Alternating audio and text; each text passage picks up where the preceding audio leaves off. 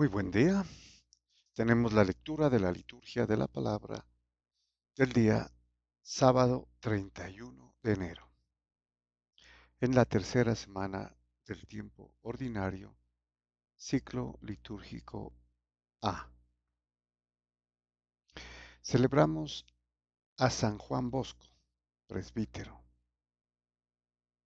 Bueno, San Juan Bosco es un santo italiano muy conocido por su dedicación a la educación y formación religiosa de los jóvenes, de los niños.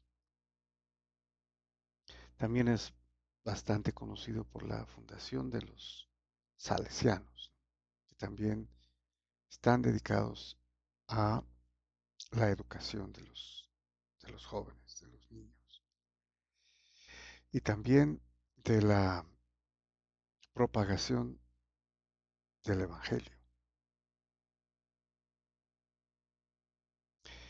Uno de sus estudiantes es Santo Domingo Sabio, de quien fue su guía y su consejero. Aquí en Pasto tenemos el Instituto San Juan Bosco. Bueno, era conocido como el Instituto San Juan Bosco. Ahora es la Institución Educativa San Juan Bosco. Muy bien, vamos a la primera lectura y continuamos con el libro de Samuel, el segundo libro de Samuel. En esta oportunidad, el capítulo 12, versículos del 1 al 7, parte A, y del 10 al 17.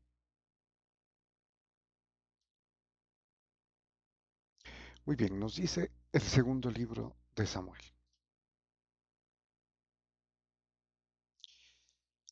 En aquellos días el Señor envió a Natán a ver a David, y llegado a su presencia le dijo: había dos hombres en una ciudad, uno rico y otro pobre. El rico tenía muchas ovejas y vacas. El pobre, en cambio, no tenía más que una cordera pequeña que había comprado. La alimentaba y la criaba con él y con sus hijos. Ella comía de su pan, bebía de su copa y reposaba en su regazo. Era para él como una hija.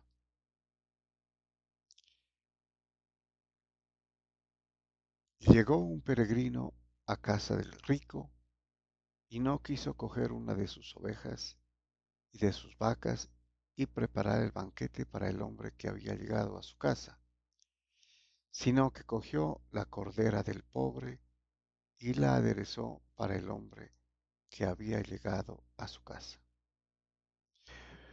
Muy bien, Natán le cuenta esta historia a David, ¿no? Ya había pasado eh, más de un año, ¿no?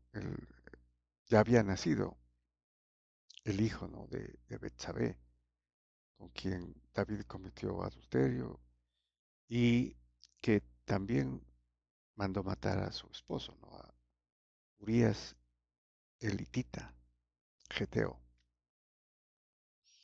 Y David pensó que ya todo había quedado eh, en el olvido, ¿no? Pero esta historia que le cuenta el profeta Natán, es precisamente lo que Dios manda a decir sobre su pecado y el castigo, ¿no? Bueno, continuamos con el relato.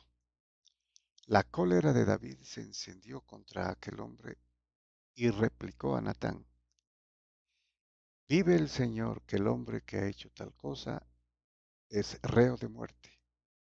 Resarcirá 4 veces la cordera por haber obrado así y por no haber tenido compasión. Bueno, esto lo decía la ley, ¿no? Quien robaba una oveja tenía que resarcir 4, ¿no? Por el pecado cometido.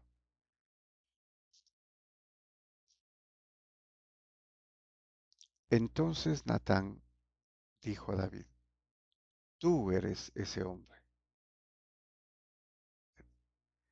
O sea que David se juzgó a sí mismo, ¿no? Se sentenció por la historia que le contó, porque tú eres ese hombre.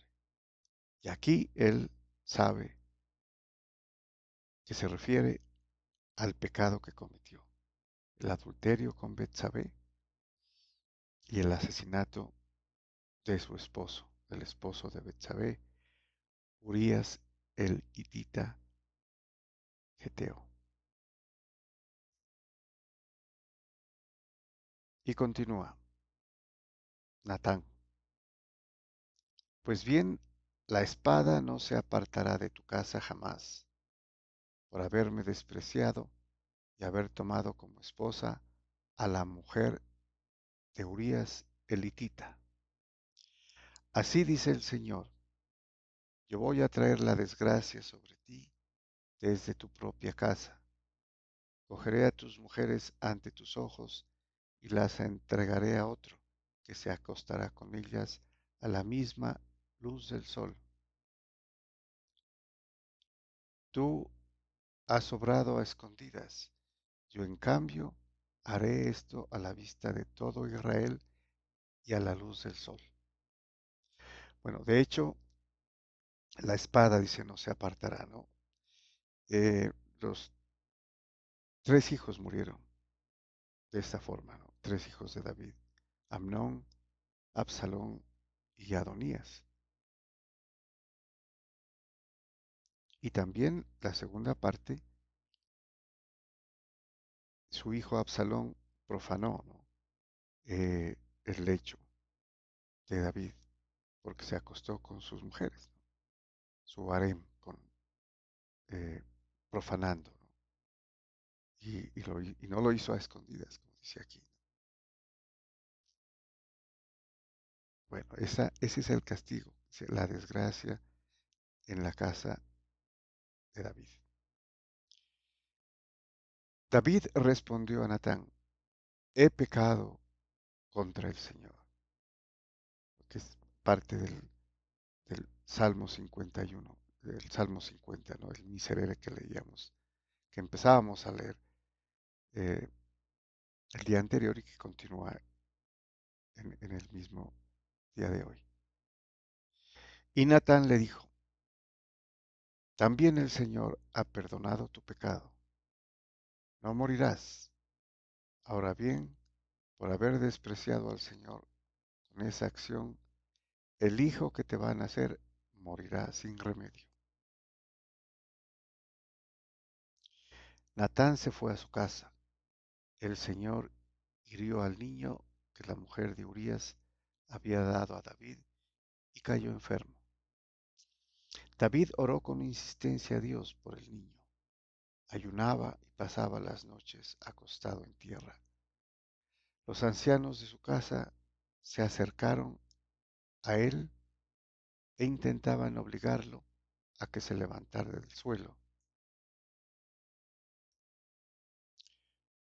pero no accedió, ni quiso tomar con ellos alimento alguno.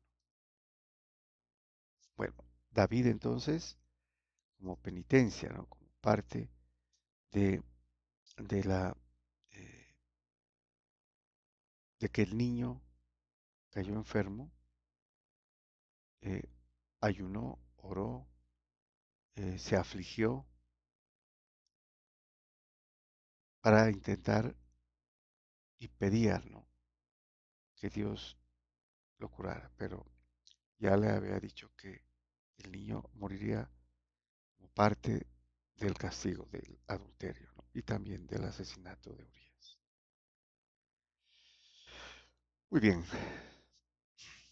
vamos al Salmo responsorial. Continuamos con el Salmo 50, el famoso Miserere, compuesto, según muchos, por el propio rey David y que expresa su penitencia por los pecados cometidos. Tenemos el responso: oh Dios, crea en mí un corazón puro. Nos dice el salmista, que en este caso sería el rey David, ¿no? Oh Dios, crea en mí un corazón puro, renuévame por dentro con espíritu firme, no me arrojes lejos de tu rostro, no me quites tu santo espíritu. Bueno, David era profeta y al decir crea en mí un corazón puro, eh, y luego renuévame por dentro con espíritu firme, está adelantándose a lo que dirían los profetas Jeremías y Ezequiel, que Dios escribirá en sus corazones la ley, ya no como en tablas de piedra, sino en la carne, en sus propios corazones, para que entendieran al Señor. Y Ezequiel, que Dios dará un corazón nuevo con el Espíritu Santo. Y aquí lo dice, no me quites tu Santo Espíritu. Devuélveme la alegría de tu salvación. Afiánzame con espíritu generoso. Enseñaré a los malvados tus caminos. A los pecadores volverán a ti. Y termina, líbrame de la sangre, oh Dios, Dios Salvador mío, y cantará mi lengua tu justicia. Señor, me abrirás los labios, y mi boca proclamará tu alabanza. Bueno, toda esta, como les decía, era la oración penitencial, ¿no? De David, afligido, compungido en su corazón, arrepentido por los pecados cometidos. Y aquí, en esta última parte, clama, ¿no? Por la eh, curación o salvación del niño que vimos en la anterior lectura, cayó enfermo.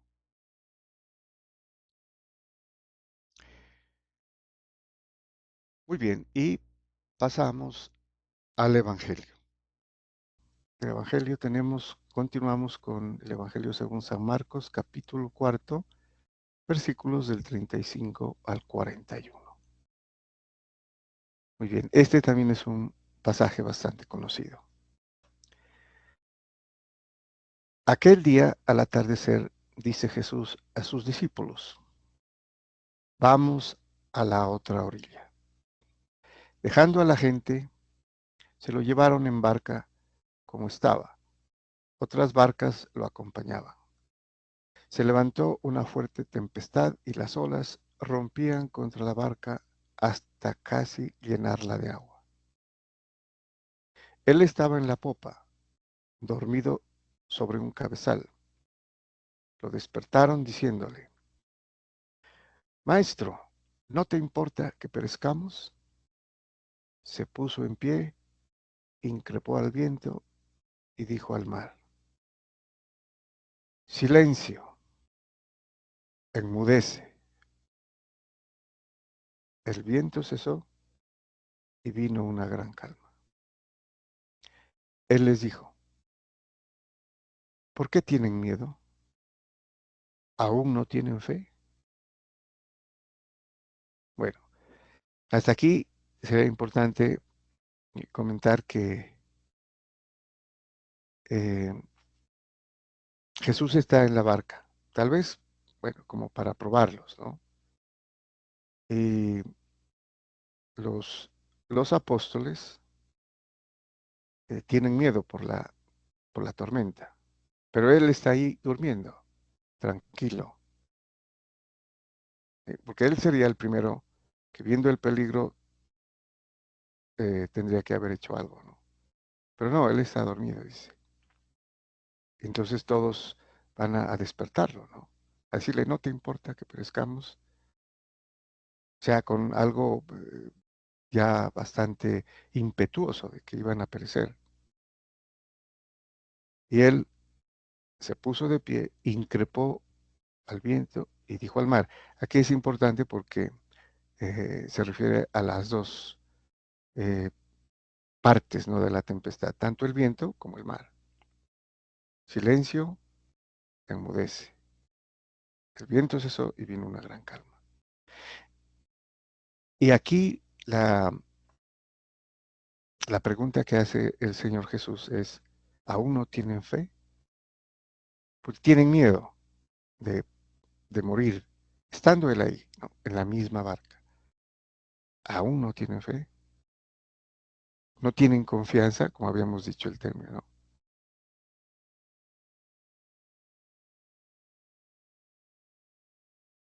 ¿No creen que estando conmigo están a salvo? Podríamos decir que es un miedo natural, ¿no? Y como está comenzando, es el capítulo cuarto, ya han visto ellos algunos milagros, ¿no? Sin embargo, eh, todavía les falta. Y esta es una prueba que pone en evidencia, ¿no?, que la fe es un proceso y crece a través de las obras, de la confianza, de la puesta por obra de las palabras del Señor en el Evangelio, de cumplir los mandamientos, ¿no?, especialmente el mandamiento del amor. En esto, pues, habría que reiterarlo. Aún no tienen fe. Se llenaron de miedo y se decían unos a otros, ¿pero quién es este? Hasta el viento y el mar le obedecen. El viento y el mar a quienes se dirigió. Aquí en la versión de San Marcos, ¿no? Entonces, aquí podremos decir, ellos ya han sido testigos de algunos milagros, ¿no?, pero están comenzando. Ahora dice, ¿quién es este? Tiene poder sobre los fenómenos cósmicos naturales, ¿no? Y aquí también podríamos decir, él está empezando a revelar no solamente su mesianismo, el cual ellos ya podrían aceptar, pero también su divinidad. Muy bien, muchas gracias y bendiciones.